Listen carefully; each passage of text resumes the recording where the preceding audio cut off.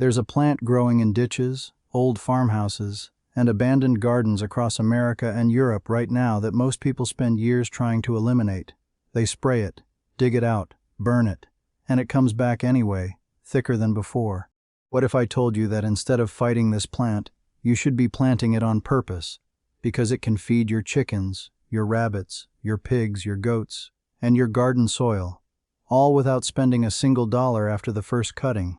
The plant is comfrey, scientifically known as Symphytum officinale, and the same trait that makes it a nightmare for people who don't want it is exactly what makes it one of the most valuable plants you can add to a homestead. Its root system regenerates from even a small fragment left in the ground, which means once you establish it correctly, you have a permanent, self-renewing source of animal feed and fertilizer for the rest of your life.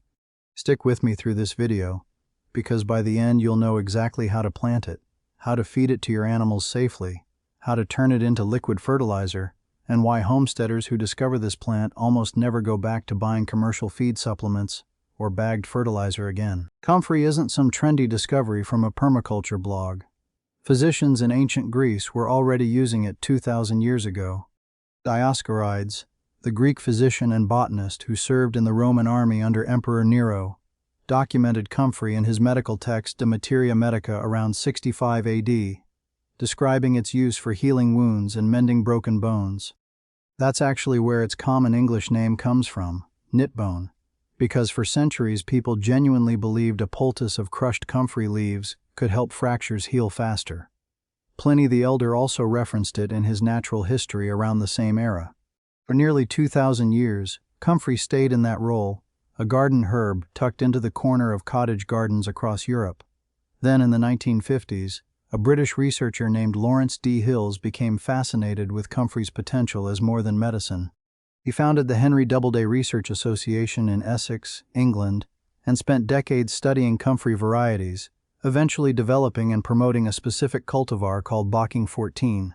This variety was selected because it produces enormous leaf biomass, contains almost no viable seed so it won't spread uncontrollably through your property, and regenerates aggressively from root cuttings.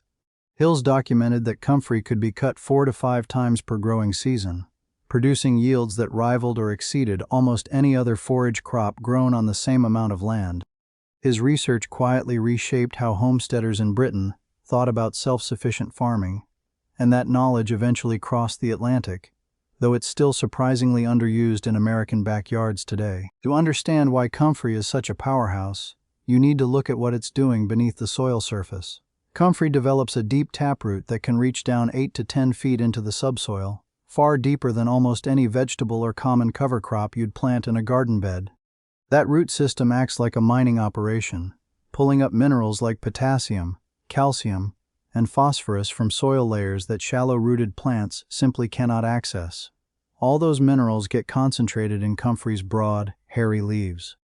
When researchers at the Henry Doubleday Research Association analyzed dried comfrey leaf, they found nitrogen, phosphorus, and potassium levels comparable to well-rotted manure, but with potassium concentrations notably higher, sometimes cited around 5% potassium on a dry matter basis, which is exceptional for a leaf crop. Potassium specifically drives flower and fruit development in plants, which is why comfrey has become a favorite feed for gardeners growing tomatoes, peppers, and fruiting crops. Beyond minerals, comfrey leaves contain a compound called allantoin, a cell proliferant substance that has been studied for its role in promoting rapid tissue regeneration. This is the same compound responsible for comfrey's historical reputation in wound healing, and it's part of why the plant itself grows back so aggressively after being cut down to the ground. You're essentially harvesting a plant that regenerates itself using the very compound that made it useful to your ancestors. Here's where comfrey becomes genuinely transformative for a working homestead. Dried comfrey leaf has been documented to contain between 15 and 20% crude protein by dry weight, putting it in a similar range to alfalfa, one of the most expensive forage crops you can buy in bagged or baled form. For chickens, chop fresh comfrey leaves and mix them into their regular feed at roughly 10 to 15% of their daily ration. Chickens take to it quickly, especially when the leaves are wilted slightly first, which softens the slightly fuzzy texture. For rabbits, Comfrey has been fed as a supplemental forage for generations in European rabbit husbandry, offered fresh after a brief wilting period of a few hours to reduce excess moisture that can cause digestive upset. Introduce it gradually, starting with a small handful per rabbit every few days, building up as their digestive systems adjust. Goats browse comfrey enthusiastically, and it can replace a meaningful portion of purchased hay during the growing season when you have an established patch. Pigs will eat both the leaves and, notably, the roots, which is actually one reason old-time farmers kept comfrey patches near hog pens. One important note here: comfrey should be treated as a supplemental forage rather than the sole component of any animal's diet, and it should always be introduced gradually to allow digestive systems to adjust properly. Beyond feeding animals, comfrey solves the fertilizer problem that costs most gardeners real money every single season. The classic method, still used by market gardeners across the UK today, is called comfrey tea. Pack a bucket tightly with freshly cut comfrey leaves, weigh them down with a brick or stone, and cover the container loosely to allow gas exchange while keeping out debris. Leave it to ferment for 3 to 4 weeks. The leaves will break down into a dark, extremely pungent liquid concentrate.